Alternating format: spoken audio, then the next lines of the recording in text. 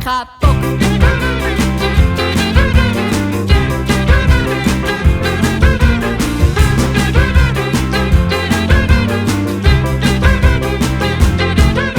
Der Ivo, wo Vino liebt, im Bettli lieber Zwirt und Helena und Barbara löt. Der Ganztagsradio an Carlotta aus dem Hochbett, der hätte eigentlich noch gern, doch sie mich nicht. Drum ist sie blöd.